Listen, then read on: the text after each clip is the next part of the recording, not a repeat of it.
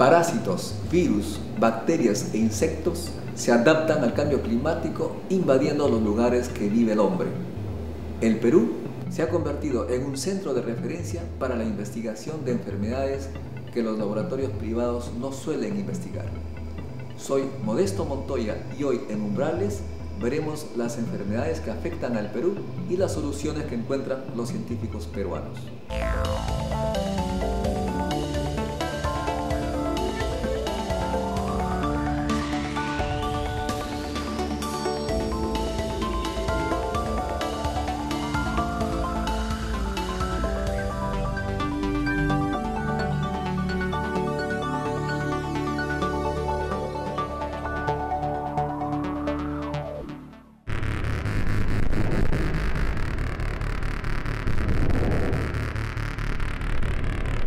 Nuestro país sufre de una serie de enfermedades llamadas tropicales y el doctor Eduardo Gotuso, director del Instituto de Medicina Tropical Alexander von Humboldt, es un experto en este tema. ¿Cuáles son las enfermedades que más afectan a los peruanos de clases poco favorecidas por la economía? Hay dos condiciones muy graves que son la enfermedad respiratoria aguda de los niños y la enfermedad diarreica aguda de los niños. En ambos casos es la primera causa de muerte. Además de eso, existen otras enfermedades de un notable impacto. Por ejemplo, el Perú hace algunos años tenía como 200.000 casos de malaria.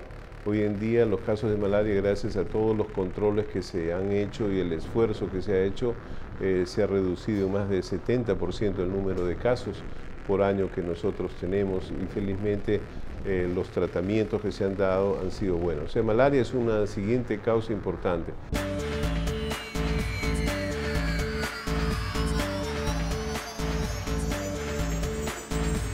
Las enfermedades que el hombre y la mujer adquieren tienen su huella digital. Por ejemplo, en la sangre puede haber parásitos, bacterias, virus, y estos se caracterizan por su ADN. Doctor Alarcón, y en el Perú, ¿cuáles son las enfermedades que se pueden considerar típicamente peruanas, que incluso existieron antes de la llegada de los europeos? Bueno, hay varias enfermedades, digamos, propias de las áreas endémicas del país, ¿no? Son enfermedades que se caracterizan generalmente por tener un reservorio, un ser vivo que sirve para que el germen se mantenga, un vector, un mecanismo de transmisión, ¿no? Y luego, dependiendo de la movilidad del ser humano, el ser que es susceptible. Eso pasa, por ejemplo, con la malaria o paludismo, ¿no? Que hay en muchas regiones del país y que se mantiene gracias a este mecanismo. Siempre hay gente que ha tenido malaria y queda con el parásito en alguna parte del organismo, que en algunas circunstancias se vuelve a reavivar y si hay el mosquito transmisor, entonces puede desarrollarse la malaria.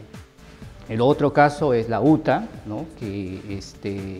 O espundia en otras regiones, que son enfermedades así conocidas, que también se transmite por un mosquito y que se mantiene en los animales silvestres.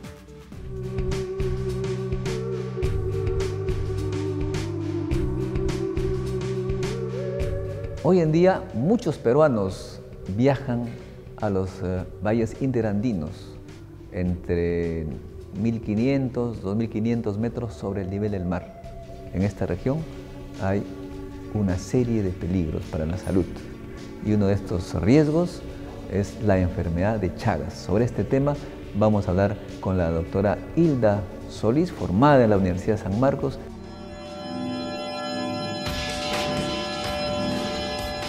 La enfermedad de Chagas fue descubierta en Brasil. El primer informe que tenemos sobre enfermedad de Chagas en el Perú data del año 1917. ¿Cómo es que se manifiesta en una persona los síntomas que ya tiene mal de Chagas y que de repente no sabe qué es? Si tiene fiebre, si tiene agrandado el vaso, el hígado, son una de las características. A veces hay trastornos gastrointestinales. En esa fase aguda de la enfermedad hay esos síntomas, ¿no? Pero hay cepas de este parásito que pueden matar al individuo en pocos días.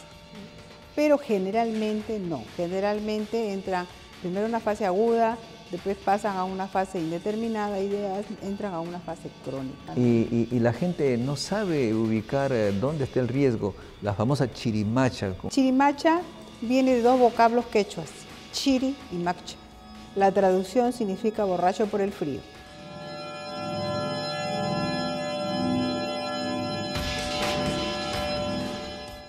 Es un chinche, o sea, se alimentan de sangre y salen en las noches. Pero la gente no lo reconoce como un riesgo muchas veces. No, porque no sabe que transmiten enfermedades. Y le dicen, no, eso no pasa nada. Uno le dice, pero fíjese que esto... Una señora, voy a su casa y tenía como 100 chirimachas debajo del colchón. Entonces le digo, oiga señora, pero... Y la señora, uy, sí, me pica, tengo unos chichones, tengo unas ronchas. Ahora, entonces nosotros podríamos no tener conciencia y de esa manera infectarnos. Podemos infectarnos. Si vamos, por ejemplo, cualquiera de nosotros viaja a una zona por trabajo o por paseo, ¿no?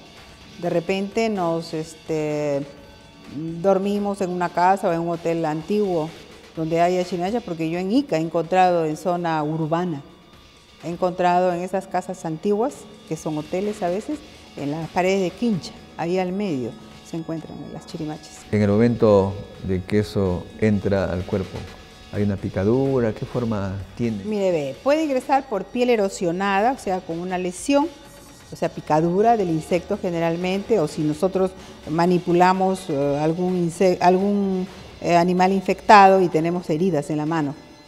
Entonces puede ingresar por ahí también. Por ejemplo, el cuy es el principal reservorio de la enfermedad de Chagas en nuestro país, especialmente en la zona sur, el cuy, ¿no? Entonces, generalmente, ¿cómo se infectan las mujeres, ¿no? Cuando matan el cuy, tienen alguna lesión en la mano, ¿no? Le sacan las vísceras, todo eso, pero no tienen cuidado.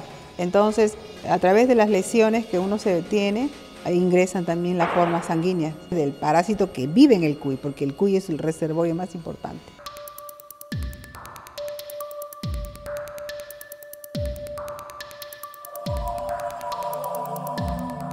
Usted dice que uno puede ir de paseo y regresar con... Infectado. ¿Qué recomendación les daría a los turistas que son cada vez? Por ejemplo, procurar ir a no pernoctar, por ejemplo, en campo abierto, ¿no? Porque hay mucho que les gusta dormir con un sleeping en una zona que no sabe qué cosa hay. Esta enfermedad, en el fondo, no tiene curación. En realidad, hasta ahora no. Hay fármacos que sí, hay tratamiento, pero como le digo, el daño que produjeron es irreversible. Sí, claro, en el caso de que le produzca los problemas cardíacos, las personas mueren generalmente por paro cardíaco, ¿no? Y generalmente es muertes de personas jóvenes, ¿no? Debemos fumigar.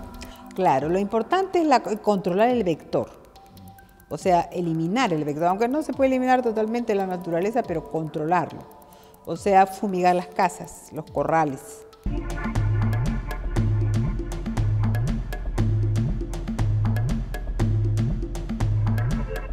Una de las enfermedades con alto impacto social en los Andes peruanos es la leishmaniasis, más conocida como la UTA. Doctor Arévalo, la gente en la sierra cuando baja los valles a 2000 metros regresan a veces con la UTA.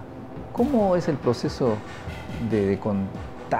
Hay dos escenarios en los cuales se produce el contagio. El primero es en los mismos valles interandinos. Vive un mosquito, el cual se alimenta de roedores y otros animales de campo. Ahí adquiere el parásito y lo inocula a las personas que normalmente pasan una temporada lejos de sus viviendas usuales cuando van al tema del pastoreo, van a cuidar el campo. El segundo escenario es en la selva. En la selva lo que nosotros tenemos es que por cuestiones de economía la gente baja a los valles ya más cálidos de ceja de selva y ahí entran con un ciclo de vida silvestre también de otro insecto pariente del que estaba en los Andes, pero que se alimenta de animales de la selva. Y este tiene ya un parásito, la leishmania, que es mucho más agresivo que la leishmania que vive en los Andes. ¿Y cuáles son los primeros síntomas y a qué tiempo se comienzan a producir? Bueno, en el caso de la leishmaniasis andina propiamente dicha, tenemos que los niños son los más afectados. ¿Por qué? Porque en los Andes este insecto está alrededor del domicilio, entonces los niños que están ahí jugando o en la noche durmiendo, ahí les pica. Mientras que en la selva, la persona entra al monte, entra a hacer una perturbación por la actividad extractiva y ahí es donde es picado. Y por eso en la selva lo que uno va a ver son adultos y usualmente van a tener las lesiones en los brazos, en las piernas, en el tronco si han trabajado con el torso desnudo, ¿no? ¿Qué insecto es este? Es la lutzomía. Se conoce vulgarmente con el nombre de manta blanca.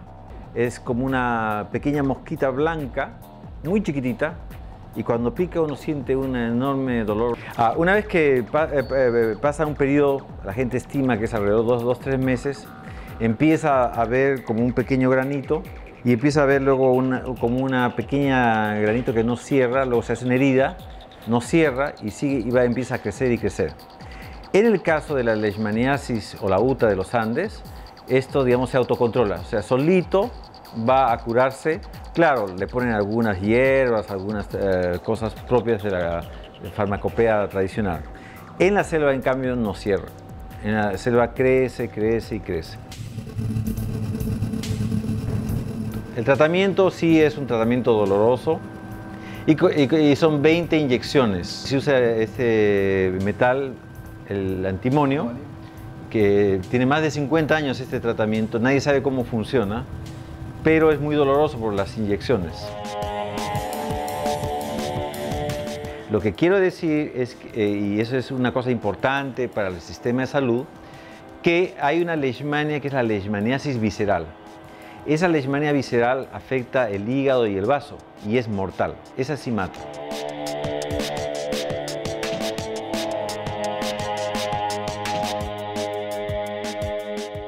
Es decir, con esto del calentamiento global, se ve que los insectos que transmiten la enfermedad están bajando de la zona ecuatorial hacia la zona del sur. Y están infectando entonces a poblaciones que por razones económicas también están migrando a las zonas rurales o del campo o de la selva. Y entonces no va a ser extraño que un día vamos a tener algún primer caso en el Perú de leishmania visceral. Y eso tiene que ver con la carretera transoceánica, porque obviamente la leishmaniasis visceral, si bien es transmitida por un insecto, necesita de un mamífero. Y el mamífero reservorio de leishmaniasis visceral es el perro. Entonces, cuando vengan las familias que están con la leishmania visceral, que es lo que ha pasado en Argentina, los perros van caminando con su leishmania, encuentran que hay insectos en la zona y entonces se empieza a establecer un ciclo de vida.